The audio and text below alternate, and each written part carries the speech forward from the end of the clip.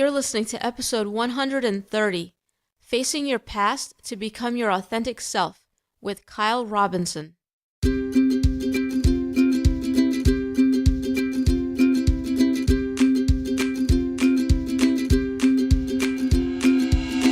Welcome to the Grass Gets Greener podcast, the show for survivors by survivors.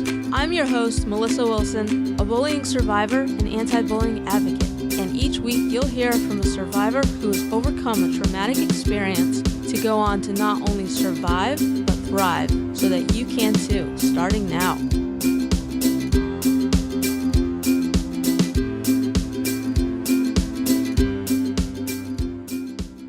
Hey there, welcome, and thank you so much for tuning into this episode. I'm so grateful to have you here. And today we're going to be joined by Kyle Robinson of kylevrobinson.com. And Kyle has a really inspiring story to share with you. Before we get into it, I do just want to mention that this episode is sponsored by Navni. Navni is the top-ranked anonymous writing website in the world. Navni provides free wellness resources and low-cost online therapy services to help people cope with various levels of emotional distress. Write anonymously, feel better at novni.com. Well, first off, it's good to be back. I know I took a little bit of a break from the podcast. I was wrapping up on a couple other things that I was busy with and just wanted to focus on those. So I finished the coaching certification program that I was in and also launched the redesign of the website, which I'm really excited about both of those things. And if you haven't had a chance yet, definitely head over to the website at thegrassgetsgreener.com and check out the new look. I'd love to know what you think about it. I'm definitely excited about it. You know, we had the old design on there for 4 years, so it's just kind of nice to give it a fresh look. So would love to hear any feedback that you have on it. And you can also learn more about my coaching services there as well, if that's something that you're interested in, as well as sign up for a complimentary session. So, like I said, today we're going to be joined by Kyle Robinson. Kyle is a survivor of physical and emotional abuse, and he's been featured on various self-improvement blogs, and he's going to share his story with us here today. In particular, Kyle's going to talk about how he was physically and emotionally abused by his stepfather and the fear that that instilled in him growing up, and how things were made to look like he was having a normal childhood, even though the abuse was going on at home, and how he started to get into trouble in high school, and how that continued into adulthood, and how he didn't know what he experienced was abuse until later on in life, and how no one had probed into why he was getting into so much trouble. And he's also going to talk about the impact that hanging around with the wrong group of people had on him, and then the impact that, of someone believing in him had on him. He's going to talk about how he tried turning himself into drug rehab, how he represented himself in court at the age of 19, how he was able to go to college after graduating high school with a 1.08 GPA, and then he's going to talk about the impact that surrounding himself with the right people had on him, and how 2 mentors changed the course of his life, and how writing his story helped him to connect all the dots of what had happened. And we're also just going to talk about why we have to do what's right for us and stop trying to prove ourselves to other people. So lots of good stuff in here as we go through Kyle's journey. And I do just want to issue a trigger warning if you're someone who's experienced abuse as well. But without further ado, we're going to go ahead and get into this one, and I'm going to go bring Kyle on.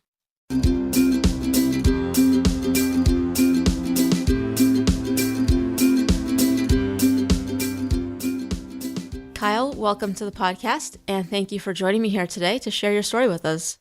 Yeah, thank you so much for having me, Melissa. Yeah, absolutely. So you had reached out to me about being on the show to share your story, and I'm glad that you did. I think your story is one that the listeners will find inspiring.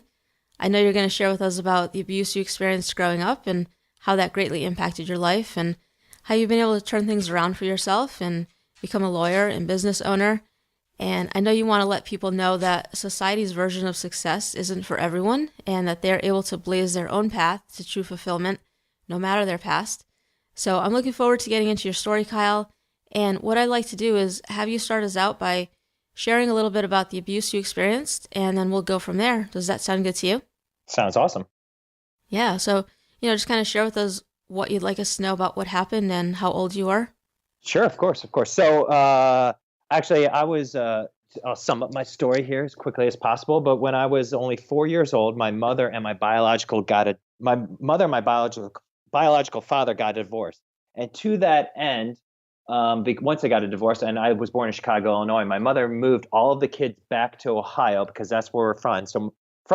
So my mother was forced to raise three young kids by herself. Me at 4 years old, my younger sister at 2 years old, and then my older brother at 6 years old. Because of that, my mother almost immediately went out to go try to find a father for us. And she thought she needed to do this for two reasons. One, for financial support. And then another two is she thought that she needed a father for us to be raised properly. And so she went out and did this. She back then there wasn't any, internet dating, so she had to go to a singles mixer. And she eventually met somebody, and things got serious enough where she decided to bring him back home to meet her children. And I remember this day vividly. I was upstairs playing with my brother and my sister, and I hear the doorbell ring. And my mother goes and answers the door, and then I hear the voice of a man. And and I'm not used to hearing this in our house, so immediately I run downstairs to investigate. And as I'm coming down the stairs, I turn the corner and I'm frozen in my tracks because standing before me was this 6'3" man. He had this big, thick brown beard, these thick bifocal glasses, and this Carhartt dirty jacket on and jeans, and I'm frozen. I'm just a little 4-year-old Kyle. And by this time, my mother had gone into the kitchen, so it's just me and this intimidating figure. And so I greeted him how any 4-year-old would greet such a man. I just gave him a punch in the leg. And this man and this man's response was to punch me back in kind. He made a fist and he punched me right in the stomach. And it was like a Mack truck hitting me at 70 miles per hour. And I keeled over in pain. Oh. And I couldn't scream out because I couldn't breathe, but tears were coming down my face. And this man just stood there. He didn't try to apologize or say he was sorry or try to make sure I was okay. And eventually I summoned up enough strength where I ran upstairs, and then my mother was none the wiser. And that was my first introduction to my stepfather. And that's it would go on from there. And so because my mother would eventually marry this man, and I use the term father loosely, but he wasn't really a father at all. He didn't do any of those fatherly things. Like he never told me he cared about me or asked me what was going on in my life, or didn't tell me he loved me, or didn't, play catch with me in the backyard or do anything like that. Didn't instill any values in me, but he did instill me with fear. I was in fear of every time he was going to come home, and I was in fear of what he was going to do to me, or what he was going to do to my sister or my brother, or what he was going to say to my mom. And what we were all was in fear of was Big Red. And what was Big Red? Big Red was about 1.5 foot long stick, about 1.5 inches thick, which was spray painted red, ironically enough, from one of our school projects. And this stick was prominently displayed on a bookshelf in the living room. So all of us could see it, but none of the kids could reach it. And so we were in constant fear of, if we got out of line, we knew what was going to happen.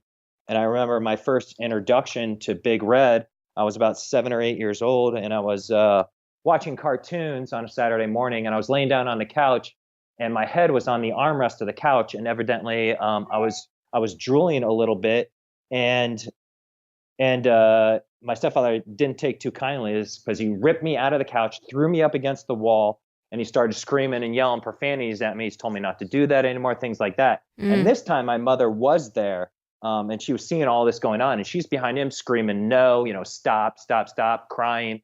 And he's telling her to shut up. And he tells me to wait right there. And I do, because I know, I think it'll be worse if I move. And we all know what he's about to go do. He goes over to the bookshelf, grabs Big Red, comes back, and he lets me have it.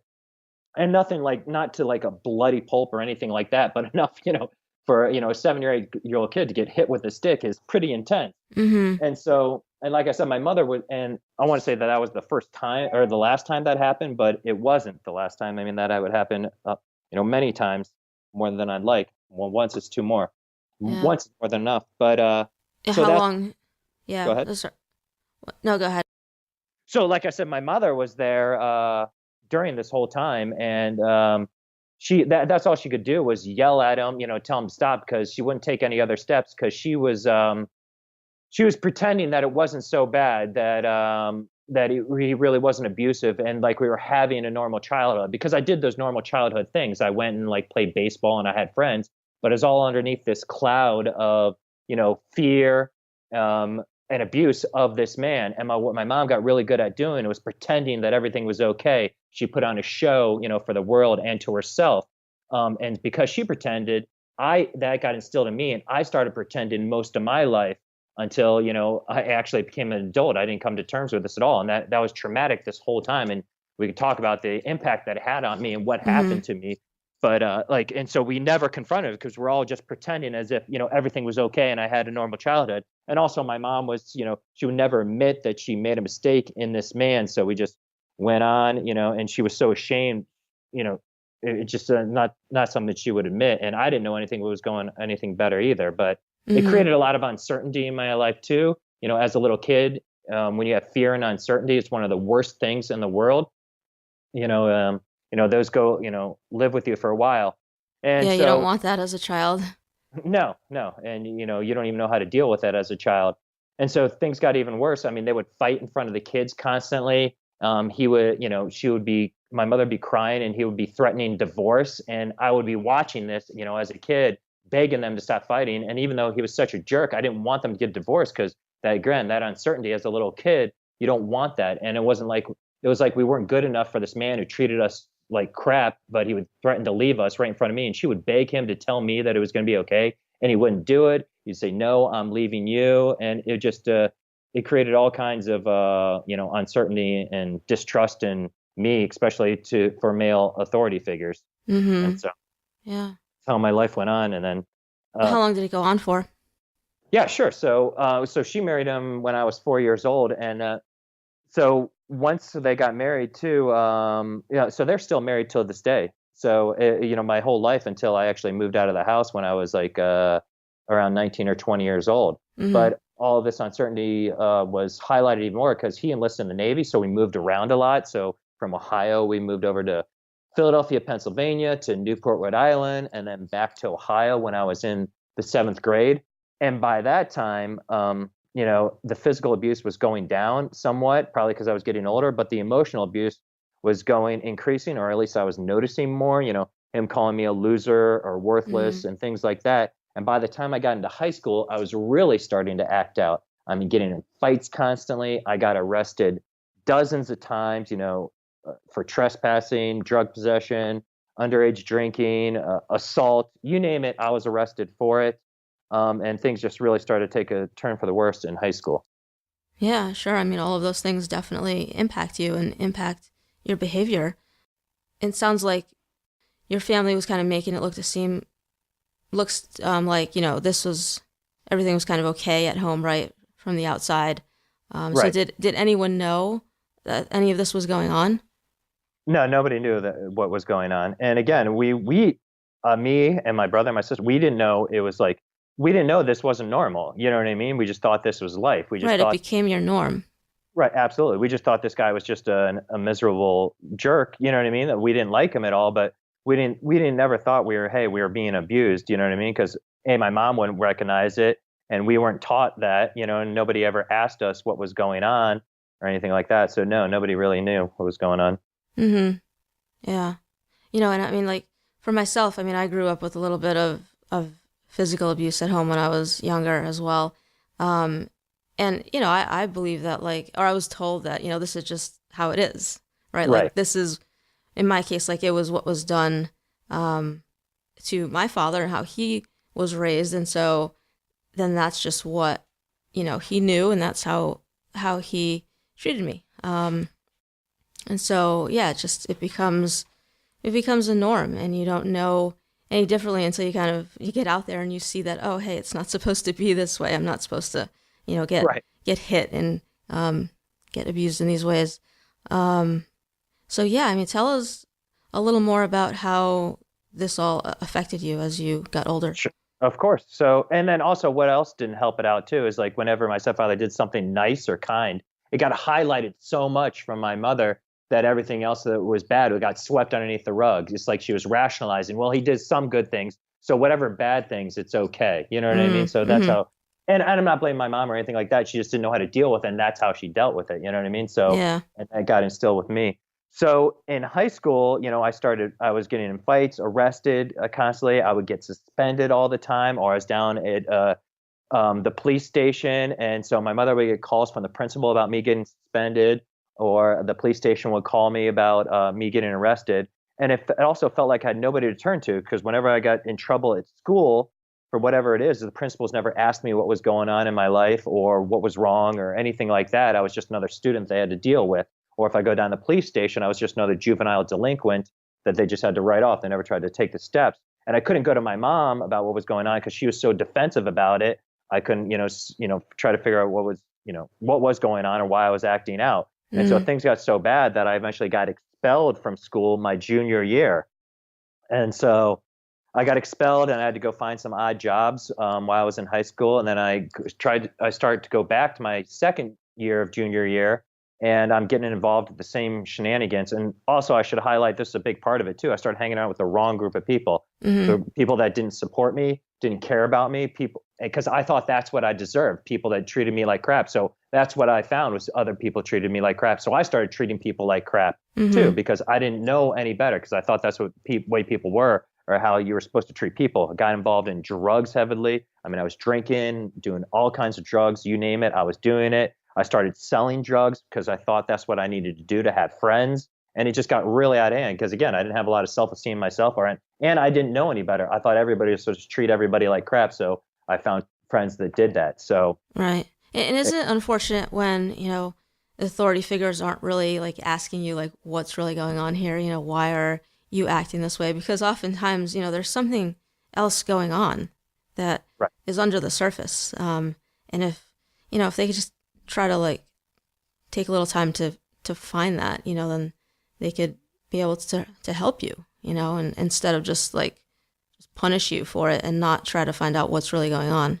Right, because I knew that, because I didn't know what was going on with me. I didn't realize I was acting out, and it was frustrating me because I was doing so bad in school, and all of my other friends, or so-called friends, were doing okay. They were at least able to pass school and not get expelled and things like that, and they were doing the same stuff I was doing, but they didn't have the same home life I did. And I didn't realize that at the time, and I got really frustrated because didn't know why everybody else could deal with it, but I couldn't. You know what I mean? And Mm-hmm. so when I started my second junior year again, that's when somewhat of a small miracle happened, or the series of events that actually changed things in hindsight. Because I was such a bad kid, I spent a lot of time in something called in-school suspension in high school, and that's where you just sit in a room all day. You're not allowed to talk, and you're not allowed to sleep, and your assignments brought into you, and you just leave twice a day to go to the bathroom chaperoned. And the in-school suspension teacher, his name was Mr. Brady. He got to know me pretty well because I was constantly in there. And he was one of the first persons to take me aside and ask me what was going on with me, and told me that I was a lot smarter than I was leading on. He actually told me that he believed in me. And this was a shocking revelation as a high school kid, because I thought all male authority figures were jerks. And this was the first time somebody was, telling me that I was smart and I could be doing better. And not that I changed right away, Melissa, but a seed was planted in me that day, you know what I mean, that maybe I can do and be better. And so, Yeah. So was it easy for you to believe him? yeah, it was, because he actually took the time to Yeah. say this to me. Nobody's ever done that before. So Yeah. of course I believed him, because I was like, this blew me away, because somebody was going to, It's like, actually took the time to do that. yeah, it's like, wow, someone's finally, speaking to me and Right. supporting me. Right, exactly, Mm-hmm. which is, it was crazy, and I didn't know how to deal with it. And not that I changed right away, because I think, I was a little kid, but I thought, again, it planted a seed in me, like maybe I am smarter, maybe I can do and be more. And there was also another teacher too in high school, and he caught me actually smoking weed in the bathroom, and he took me aside, and I thought I was going to get suspended again, but instead he took me aside and he told me, you got to stop hanging around with the friends that you're hanging around with. He told me that you deserve so much better. And, that was the first time someone's ever told me that too, that I deserve to have friends that actually care about me, that support me. And that was like another revelation when I was a kid too. It was like, oh, I didn't know people were allowed to have, friends that are actually nice to them. You know what I mean? Mm-hmm. Mm-hmm. And so, and I really believed him too, because he could have turned me in and like got me in trouble, and he chose to take the time to, do that. And so things were like still really, and I didn't change my friends right away after he told me that. I was still, because I was a kid. But again, a seed was planted that day. But things were It like takes time for those things to shift, right? absolutely, and I was just a kid, so things were still spiraling out of control. I was, getting high or drinking every day at school. I was getting in fights, and my grades were plummeting. And I just wanted to stop all this madness. And I felt like I had nobody to turn to. And so what I decided to do was skip school one day, and just to try to stop all of this. And I tried to go turn myself into drug rehab as a kid. But I was a 17-year-old kid. I didn't know you just cannot just show up at drug rehab and try to turn yourself in, because you need to be there by either court order, or your mom has to, or your parents have to actually sign you in. So You were aware that you had a problem and you wanted to do something about it. right. And so, well, it wasn't so much of like I thought I had some sort of addiction problem or anything like that. I just wanted to stop all this chaos of what was going on, and I didn't know any solutions. And this was my solution, just to stop all this madness. And so, and actually, when I turned myself in, that was one of the best decisions at that time, because it was the first time I was actually in a safe place, that I was away from my stepfather, and actually had a group of people supporting me, constantly, which was absolutely amazing. And so, So important, isn't it? absolutely. And so I was like, blown away by that. And so, my mom supported me through that whole time. But because I went and turned myself in, I had to repeat my junior year over again. Mm. And so I go back to school, and by now I go back to my junior year. I turn 18, and then I go to my senior year, and I'm turned 19. And now this is my 6th year in high school, if you're counting.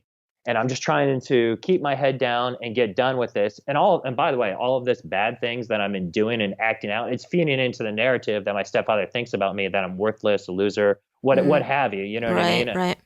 So, and so that's in the back of my head too. It's like, maybe I am, since I'm doing all this stuff, or whatever. So, At least you stuck it out with school though, and you didn't drop out. this is true. This is true. Well, yeah, because again, a belief was put into me. There was that, right? You had that belief that, right, that you're deserving of this. right. And so so I'm just trying to keep my head down my senior year and get done with high school, but I still had a bad reputation. I made a lot of kids upset, and I was a bully back in high school, you know what I mean? Because I thought that's the way I was supposed to treat people. And because I made a lot of people upset, kids still wanted to fight me and like wanted me to be involved in some illegal activities. And actually, after high school one day, my senior year when I was 19, a kid wanted to fight me. And I told him, no, I didn't want to, because now I could get in serious trouble. I'm not a minor anymore. If I get arrested or anything happens, that means, serious trouble. So I told him, no, I don't want to have anything to do with you. And he wouldn't let it go. And he kept trying to fight me. And before I know it, there was a group of like 100 kids surrounding us. This kid wanted to fight me. All these kids are yelling, fight. And I'm telling him no. And then I'm actually running away from him in circles, trying to stay away from him, inside this group of kids that are trying to get us a fight. And before I know it, I'm yanked out of there, and I'm arrested by a police officer, even though I didn't do anything. And so I had to go down to the police station. My mother had to come bail me out. And I was in serious trouble now because I'm not a minor. And I was trying to tell my mom, listen, I didn't actually do anything. And I didn't do anything. This is the first time I got arrested for where I didn't actually do anything. So, but my mother doesn't believe me. So she doesn't get me a lawyer or anything like that. So I decide I'm going to fight this anyhow, because I didn't do anything and I have a little belief in myself. So I go and I represent myself at court as as a 19-year-old kid. So I'm sitting in court one day, and it's me at the defense table. My mother's behind me, supporting me. Obviously, my stepfather's nowhere to be found. Prosecutors there, the judge, and the arresting officer. And the arresting officer, or the prosecutor, starts asking the arresting officer some questions. Do you see the person who's involved in the alleged incident? And the arresting officer points me out, and he asks a few more questions. Then it's my turn to ask the questions. The judge goes, Kyle, would you like to ask the arresting officer some questions? And I did, but I was so intimidated, so scared, because, I've never done anything like this before. I can imagine. And I knew I didn't do anything wrong. So I stood up, my voice is shaking, I'm freaking out. And I asked the arresting officer, I go, well, where were you when you saw this alleged incident? And he goes, well, I was in my police cruiser. I was like, oh, okay. And I go, how far away was your police cruiser from this alleged altercation? He goes, oh, about 75 yards. I was like, okay. I go, how many kids did you see surrounding me and this other individual that you arrested? He goes, oh, about 100 kids. I go, so you're telling me from 75 yards away, sitting in your police cruiser through 100 kids, you saw me involved in some sort of assault or altercation? He goes, well, no, not exactly. And that was it. That's all the judge had to hear. The case was dismissed. I was found Nice. not guilty, what have you. And I was ecstatic because I saw what would happen, if I actually took the time to believe in myself. Mm. And you know what I mean? And so I was so, so happy. So Is that that was, what led you down the path to becoming a lawyer? it was, but I didn't see it at that time. Uh-huh. So, so that, yeah, that later on, I look back at that. I was like, well, I can do this because I am smart enough. But again, another seed was planted that day. And so it's so easy to look back on things that happened to you and saw how, they led up to where you're at, today. Yeah. So, and so after that, I just kept my head down and I eventually graduated high school. But I graduated high school. The problem was, well, it wasn't really a problem, but I graduated with a 1.08 GPA Mm. and my class rank was 376 out of 380. So evidently there was four kids that did worse than me. So after high school, I didn't actually have any job prospects or any dreams of going to college or anything like that. So I just went and found a job. I was working at an oil change place actually, and I don't know anything about changing cars.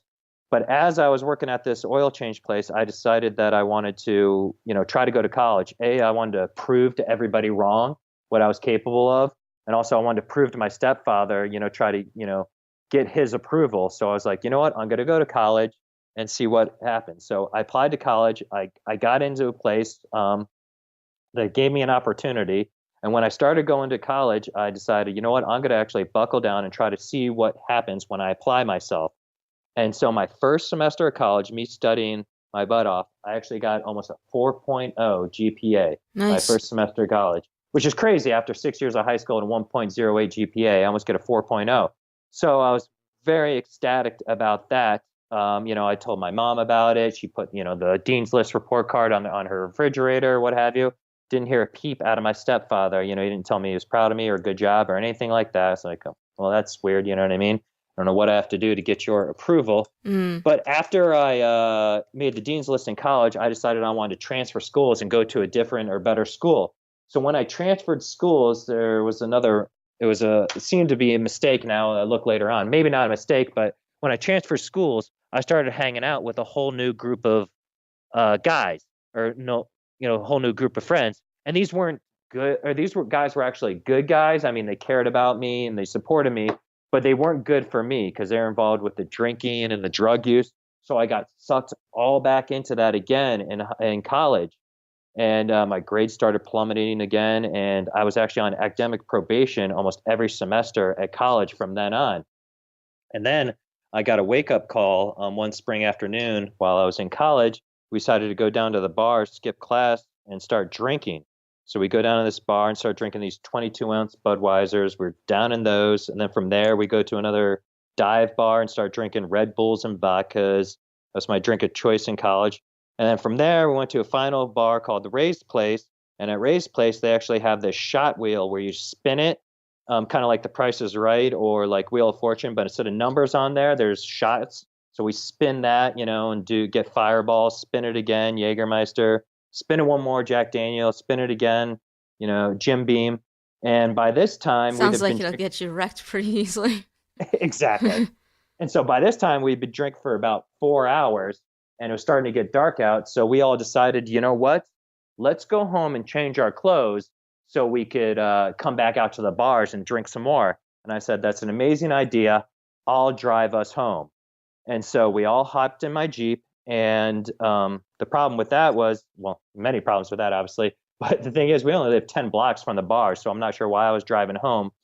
But as I'm driving home, I'm taking a left on the street that we live on, and I accelerate the gas for some reason, and then before I know it, there's an Mm. impact. And right after the impact, I look around and I make sure all of my friends are okay. They really don't respond. And actually, the two people in the back seat actually get out and walk towards my house because I can actually see the house, our house where we live in, from the where the accident was. And I was like, oh, maybe they're okay. So I try to start my Jeep back up and it won't start because it's actually totaled. By this time I hear the sirens and the ambulance and the police. And the person that was sitting next to me, she got out and started walking towards the ambulance. And I was like, oh no, I hope she's okay. And then I get out of the Jeep and I assess the damage. I go up to the front of the Jeep and I see my whole front of my Jeep is smashed Smashed in. in. Mm-hmm. Yeah. And then I look ahead of it and I see a telephone pole almost completely knocked over. Mm. And then I see like the red and blue lights like bouncing off the buildings, the telephone poles, and they're all highlighted because I knocked out the electricity in a 10-block radius. Wow. So then I turn around and I see the police coming towards me, and they walk up to me. They go, "Is this your Jeep?" I go, "Yes, it is." And they go, "Were you driving this Jeep?" And I go, "Yes, I was." And then they go, "How drunk are you?"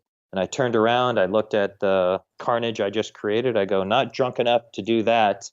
And obviously that was complete BS, and they arrested me on the spot. So I get thrown in the back of the police cruiser, and I know I'm in serious trouble now. And so for some reason they didn't they searched me, but they didn't take my cell phone. So I had my cell phone in the back of the police cruiser, although my hands were handcuffed. So I actually wriggled out my cell phone. I called my mom, threw the phone on the seat, then leaned over and told my mom, "Listen, there's been an accident. I need you to come down to the police station." So I go down to the police station, and while I'm there, I learned that the other two people that got out of my Jeep actually had to go to the hospital as well. And so I'm freaking out. So once my mom bails me out, I come out. She's crying. My sister's actually there too, and she's crying as well. I tell mom I'm okay. I say, "Listen, I need you guys to take me to the hospital. I need to make sure all my friends are okay." And they try to take me out of it, but talk me out of doing that. And I'm adamant about that. And reluctantly, they take me to the hospital. And once I arrived at the hospital, I realized why they didn't want me to go there. Because once I walked in and tried to find my friends, instead of seeing my friends, what I saw were their family members, their parents and their brothers and their sister. And I was the last person that they wanted to see, you know? Right. And I apologized the best I could and then got out of there. But I've never felt so much, shame or regret that moment in time. You know what I mean? Oh, And your friends were luckily, okay though. yeah, that's right. Yeah. Luckily, all of them were okay. They were just there for precautionary reasons. I was like, thank goodness. So that made me really happy. But obviously, after that incident, I kind of just kept my head down, finished college. I So did was end that a up. turning point for you? Oh, absolutely. That was, of course. I mean, I ruined all of their lives. So, and I couldn't, again, I didn't realize why I was still involved in all this destructive behavior. I had no idea why, you know what I mean? Like Mm-hmm. why I kept doing all this stuff. And so When did it I, hit? When did it occur to you? uh, uh, not till years down the road. Mm. I mean, I was like years down the road. And I mean, I straightened out a lot and still like moved forward doing a lot of things, trying to better myself. But I didn't realize that I was a victim of abuse until later on. Mm. So did you But continue to get into trouble? so no, that was the last time I was arrested, actually. So luckily, that was in 2001, I believe, 2001. But I ended up going, uh, finishing college. I graduated college with just like I think it was a 2.02 GPA, and I had no job prospects whatsoever. And I wanted to get far away from everybody as possible. So that's when I actually moved out to California and lived out there for a few years. But while I was out there, I decided, you know what I want to do? I want to prove to my stepfather again that I was, smart, and I want to prove to everybody else that I could do more. So I applied to law school, and actually had to take the law school entrance exam 3 times just to do well enough to get in. But I had an opportunity. I moved to Michigan from California to go to law school. But this time I knew I had to take it different than high school and college. Mm-hmm. I knew law school is a whole different ballgame than college. So what I decided to do was find the 2 smartest kids I knew and just stick by their side all 3 years of law school. And this played huge dividends. I mean, these guys were guys that were not drinking, not partying. They actually cared about me, supported me, taught me how to study, and taught me how to, be a good student. And I graduated law school in 3 years on time with almost a 3.0 GPA. And I even got something called the certificate of merit, which is the highest grade in a class. And so it was just boggles my mind what happens when I actually surround myself with good people. Yeah, I And mean, so, you can see in your story, the effect of that surrounding yourself with the wrong people had, and then the effect that surrounding yourself with the right people had. right, It's so important. exactly. And so I graduated law school, and I was so ecstatic. My mom was very happy. And my stepfather still didn't get his acceptance or anything like that. And I was coming to the realization that I could have found like the cure for cancer, and he still wouldn't have said, you know what I mean? Like Mm. I wouldn't have got anything from him. So it was just, it was crazy. So so in order to graduate law school, I actually had to get an internship, and I only applied to internships in New York City. And so I moved out to New York City, and I was working in a matrimonial law firm, actually a divorce law firm. But these guys were absolutely miserable that I was working with. They're working like 70 hours a week, these law partners, and like the clients that we were dealing with were just so filled with drama because they were going through divorces, and they were just trying to, sometimes they would rather have custody of like their silverware or their dog than their own kids, or they're just trying to get like property just to stick it to the other spouse. And it was just being in this toxic environment. And I just had another real, I was like, oh no, I hate being a lawyer. What did I go through all of this for? You know what I mean? So it was kind of jarring, but I still went on to, take the bar. And that's a whole nother story too, because in order to take the bar exam, you have to pass, or become a lawyer, you have to pass something called the character and fitness exam. And that is where you make sure you have the right character and fitness to become an attorney. And actually, I had to disclose to them all the times I got arrested. So I had to fly back to Ohio, go to like a half a dozen police stations, the juvie hall, get all my records and submit it to the bar to make sure that in order to become an attorney. And actually in New York, they actually interview you. A good member of the bar actually interviews you to make sure you have good character and fitness. And they actually called in a special prosecutor just to interview me. And they actually had this huge file on me with all these red tapes. And I was actually in fear the whole 3 years of high school or law school that I wasn't even going to be able to get admitted to the bar because of my past. Mm-hmm. But, long story short, I interviewed, and she pushed me through, and I became an attorney in New York. But like I said, the problem was I didn't want to be an attorney. And so So what did you do? yeah, so I started applying to jobs and I didn't know what I wanted to do. So I started applying to jobs that were legal, in the legal field, but not practicing. So I got a job doing legal education for attorneys, and attorneys have to take courses to maintain their license. So I got a job creating those courses and being involved in that. And that's where I met two other people that actually changed the course of my life forever. I met two mentors that, taught me, that were just watering what, Mr. Brady and Mr. Bishop told me in high school, that believe in myself. But these guys taught me like the books to read, how to set goals, how to be an entrepreneur, and how I can get things that I actually want to get and do what I want to do. They taught me, I lost like 60 pounds. They taught me, how to exercise, all kinds of stuff. And they just taught me to be the person, my authentic self, and search for that. And so it was actually absolutely amazing. They took me underneath their wing and taught me how to do this. So I was forever grateful. That's incredible. Yeah, I mean, again, just so important to be around the right people, and to be getting fed the right messages, and and that instills that belief in you that you can do it. Right. And so absolutely. And so that was like life changing for me. And so after that, I lived in New York City for 5 years. I wanted to move back home, or to Ohio, to be closer to my sister because she's one of my best friends. So I moved back to Ohio, and that's when I started my own business in the legal education realm. And that's what I'm still doing today. And it's kind of taken off. And I'm also doing speaking now about, victim abuse and things like that. But when I got back to Ohio, I still wasn't happy. And I was still like sometimes get involved with some destructive behavior. And I didn't realize what was going on or why it was going on. And then I started writing my story. And when I was writing my story, that's when I realized that I was a child abuse victim, because I was writing what happened to me. And it was like, imagine that when you're an adult, that's when I figure out that I was a child abuse victim. And that explains a lot of things that I went through. It was like crazy to me. It like rocked my world to read that and like figure that out so late in life. And then I looked at it. It's like, well, how do I heal from this? You know what I mean? Mm-hmm. And once I did more research, I found that sharing your story is one of the biggest things. And that's when I really started sharing my story, getting involved, and trying to get my message out there, because it's possible. You're able to overcome that. And I learned so many things. What happened? A lot of people ask me what happened from when you were 4 to what happened today. And a lot of it was obviously not giving up, just keep moving forward. Yeah, I But can hear that in your story. yeah. So, and then also now I can point back to three things. One is, I stopped, trying to prove everybody else wrong or living for everybody else. I was Mm, going to college and law school just to prove to my stepfather and everybody else that I was worth something. And when I was worth something this whole time, not that I regret doing all that, but I was doing it all for the wrong reasons. You know what I mean? right. And so eventually when I became a lawyer, I didn't even want to be one. So that's when I started blazing my own path. You know what I mean? And just trying to do do what I what's wanted to do. do what's right for you. Exactly. And Can't then try to please other people. It'll never work. no, exactly, exactly.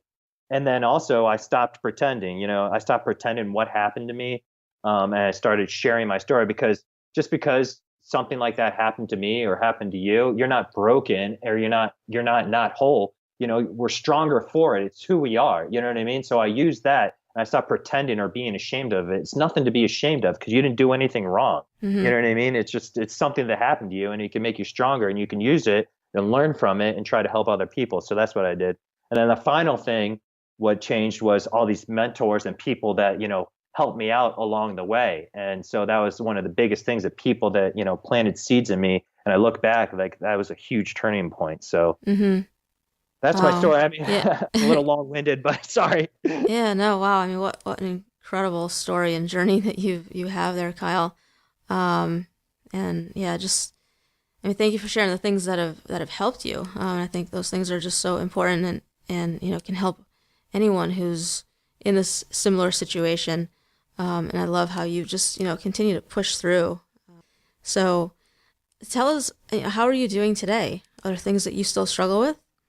Yeah, of course. I mean, so it's so my mother's still married to this man, and so and obviously I had to forgive him, and not and just forgiving him doesn't mean that you have to have a relationship with somebody. I Mm-hmm. believe, but it's more for myself, and it's easier said and done, because I was traumatized this whole time, and I didn't realize why. Like every time I go home to like Thanksgiving and Christmas, we'd see this guy, and none of us, all of us, pretend that everything was okay. So yeah, I still struggle on a daily basis, and because my mother's still married to him, and they're pretending that everything's okay and like nothing's going on and things like that. But I'm able to confide with my brother and my sister because they live through the same thing and they know what's going on. And so that's somewhat of a struggle. And I think you touched on it a little bit earlier. You can't change anybody else. And I'm more than happy to have a relationship with this man because I know he's been through his own struggles growing up too. You never know what anybody's been through. So he's Mm-hmm. been hurt by somebody too. You know what I mean? And obviously he hasn't found a way to deal with it. And so I'm always open to if he ever wants to have a conversation about changing or, making, doing something or having, a relationship, I'm more than happy to do that. But I used to struggle with the fact that, I was so bitter that this happened to me. Why'd my mom have to choose this guy? But, I didn't want to live my whole life being bitter because I could have just held on to that whole time and just, Mm. had a terrible life and not ever be happy and just have full of regret. So yeah, I struggle all the time, but I know that I'm a better off, now, and I love helping, trying to help other people out, and what's helping a lot more is like knowing the reasons why I went through all of this stuff or why I was acting out. Now it's making a lot more sense now. You know what I mean? Right, right. And that's probably like one of the biggest things for you, right? Is just to understand where it's coming from. Absolutely. Yeah, I mean, it's so hard when you don't know. It's like, why am I this way? Um, and I love how you're sharing your story now and how you came to have that realization that you were abused growing up when you started writing it. So I think there's so much healing power in writing your story or sharing your story, and I'm sure that you doing that is helping others out there who are in similar situations. Um, Absolutely, and so that's yeah, yeah, and so go just ahead. I had no when I started writing my story, I had no idea I was going to talk about that. Like, and I'm promise you that's so true. I had no idea I was going to talk about this abuse or anything like that. You know what I mean? I thought I was just going to write my story about how like I just overcome all of these things. I never thought I was going to talk about my stepfather or anything, and that was just a revelation to me. It was craziness, and so it just helped me out immensely because I had no idea that that happened to me, and I just thank the lucky stars that I figured that out. You know what I mean? So. Yeah, yeah, because I mean, now that now you can do the work to help yourself heal and to deal with Absolutely. these things. So, Kyle, tell us more about what it is that you do today.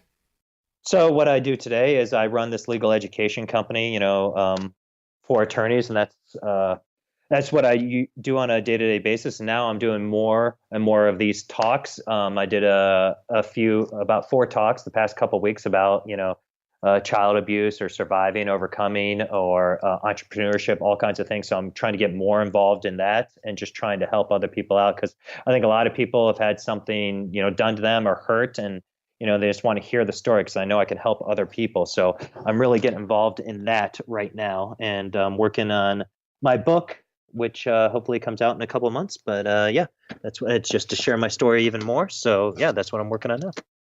Oh, it sounds good. So yeah, I want to ask you the final question that I have for you today.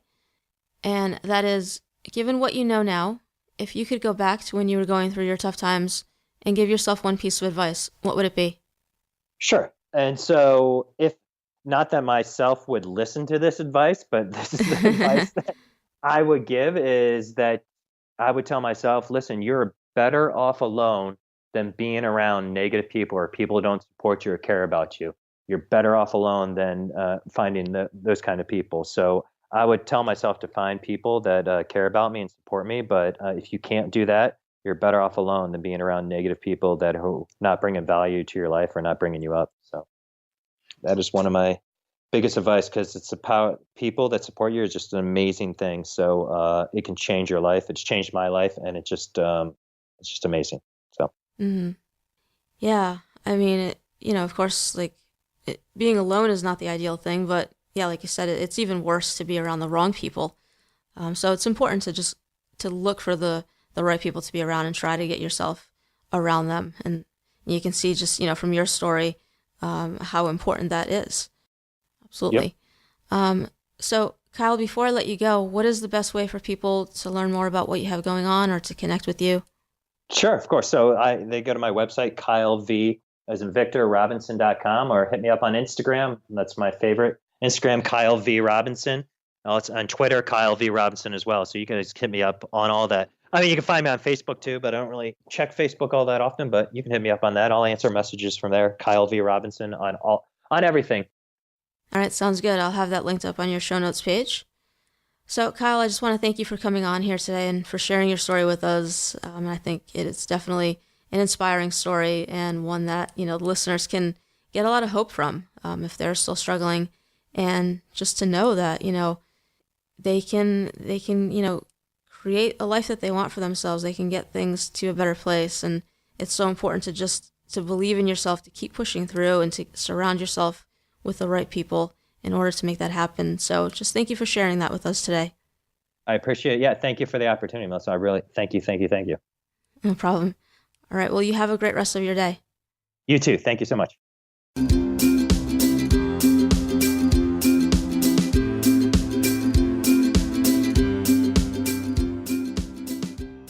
Thanks for listening to the show today.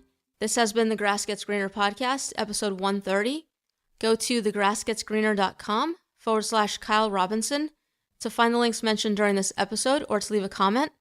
So I hope you enjoyed this episode, and there are 2 things that I want to reiterate that were talked about here. The first one is the importance of who you surround yourself with.